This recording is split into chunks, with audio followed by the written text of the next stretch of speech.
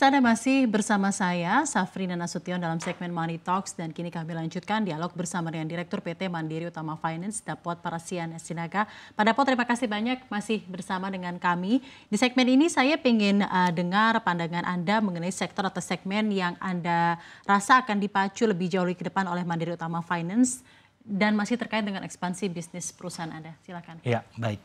Jadi fokus kami ke depan itu sebenarnya memperdalam segmen yang memiliki dampak ke ekonomi real, yaitu salah satu contohnya commercial vehicle yang mungkin fokusnya ke segmen logistik ataupun agribisnis. Ya. Karena kami melihat juga hal ini bisa membantu berkontribusi secara langsung kepada pertumbuhan ekonomi nasional.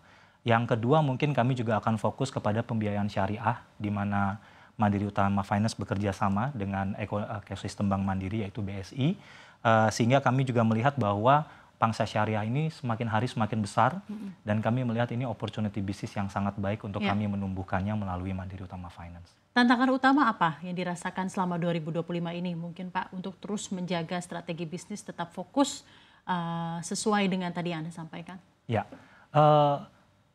salah satu titik pentingnya memang penguatan manajemen resiko. Itu. Kenapa? Karena dengan daya beli yang tidak menggembirakan, maka otomatis market akan diisi dengan customer-customer yang kualitasnya sedikit berbeda dari yang sebelumnya. Sehingga multi finance harus bersiap untuk bisa memilah dan memilih. Sehingga pada akhirnya lebih selektif, sehingga tidak akan berdampak jangka panjang atau jangka menengah terkait dengan kualitas kredit dari multi finance itu sendiri. Bentuk-bentuk analisa atau due diligence yang dilakukan untuk kreditur Anda, apakah Anda lakukan perbedaan tersendiri per tahun ini, ataukah memang ada mekanisme baru, atau lebih kepada ya due diligence yang memang Anda sampaikan kepada SDM dari MUF untuk lebih selektif mengenai manajemen risiko ini? Oke, sebenarnya tergantung daripada market. Dengan kondisi market 2024 akhir dan 2025 yang cukup menantang, otomatis kami juga melakukan persiapan-persiapan terkait dengan penguatan manajemen risiko.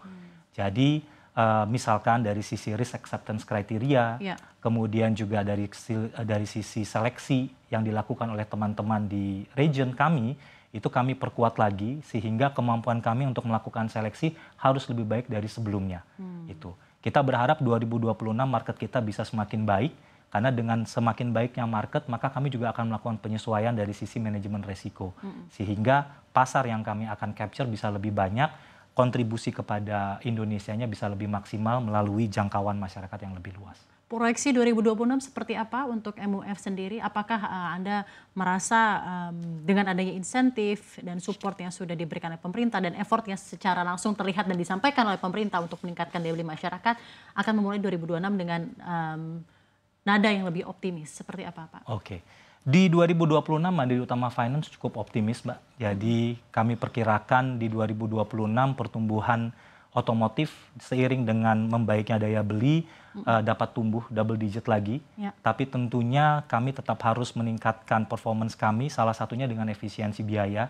Jadi digitalisasi itu menjadi fokus utama kami. Bagaimana kami bisa meningkatkan pertumbuhan bisnis move tanpa memberikan tambahan terhadap cost secara signifikan. Jadi digitalisasi kami melalui Move Apps, Mandiri Utama Finance memiliki Move Apps, kemudian juga punya Move Online Auto Mall, MOAS, dan beberapa produk lainnya. Dan menurut kami ini akan menjadi backbone kami di 2026 untuk bisa tumbuh secara signifikan, tapi dengan kualitas yang tetap terjaga. Baik, apakah ada inovasi lain seperti pengembangan varian produk pembiayaan atau kebijakan khusus lainnya yang memang dipersiapkan oleh Mandiri Utama Finance untuk menunjang target pertumbuhan bisnis pembiayaan di masa mendatang? Tentunya seperti saya bilang tadi, digitalisasi menjadi titik penting, tapi kami juga semakin erat dengan ekosistem Mandiri Group, jadi kami mengoptimalkan nasabah-nasabah Bank Mandiri dan BSI melalui skema joint financing dan juga skema kredit modal kerja. Menurut kami ini akan menjadi basis bagi kami di 2026 untuk bisa tetap tumbuh dengan baik dengan profil resiko yang terjaga. Dan kami juga melakukan transformasi secara internal, jadi transformasi manajemen, kemudian lean organization dan kawan-kawan.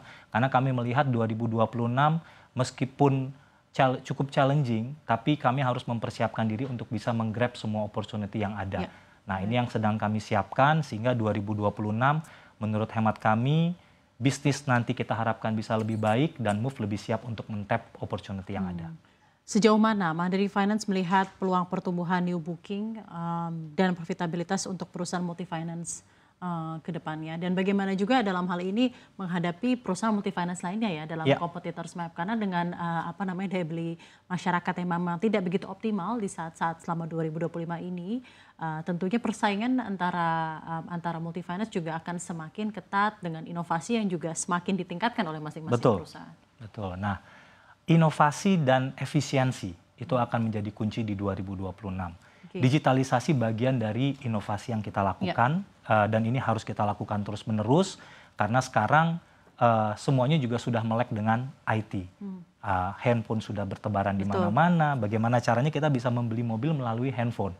Nah, itulah kita ada Move Apps, bekerja sama juga dengan Livin by Mandiri dan Beyond by BSI. Sehingga nasabah-nasabah Bank Mandiri dan BSI bisa membeli mobil hanya dengan mengetikkan di genggaman tangannya dia melalui HP-nya. Nah, itu menurut kita salah satu strategi kita juga, Mbak, untuk bisa nge-tap bisnis kita di tahun 2026 dengan mempererat kerjasama kami dengan holding, mengoptimalkan ekosistem Mandiri Group secara keseluruhan. Oke, sekarang saya ingin tanyakan mungkin sebagai penutup di diskusi ini di Money Talks, apa aspirasi dari industri multi finance tentunya bagi pemerintah? Dalam hal ini kira-kira regulasi, insentif, support apa yang bisa terus dikerahkan oleh pemerintah secara konsisten tentunya agar industri multi finance bisa dapat memiliki growth yang lebih sehat lagi di tahun depan? Oke, baik. Beberapa minggu terakhir kami mendengar dari regulator, dalam hal ini OJK, bahwa akan ada stimulus-stimulus lagi. Kalau tadi dari sisi pemerintah, nah ada juga stimulus dari sisi OJK. Nah, kami menunggu itu karena menurut kami stimulus yang sudah disampaikan secara draft, menurut kami itu bisa membantu bisnis multi finance untuk berkembang lebih baik lagi di 2026. Jadi selentingan yang kami dengar mungkin ada deregulasi terkait dengan DP, kemudian deregulasi juga terkait dengan policy-policy lain, itu menurut kami akan membantu bisnis multi finance bisa berkembang lagi di tahun 2026 dengan segala tantangan yang ada memang. Karena menurut kami bisnis ini, multi finance ini salah satu backbone dari pertumbuhan ekonomi. Jadi kita harus tetap menjaganya sehingga 2026 dapat berkontribusi positif kepada ekonomi Indonesia. Baik, Pak Dapot, terima kasih telah bergabung bersama kami. Sukses tentunya untuk MUF sampai akhir tahun 2025 dan 2026. Tentunya ke depan menjadi tahun yang lebih baik lagi bagi perusahaan Anda dan sehat selalu untuk Anda. Terima kasih telah bergabung bersama kami.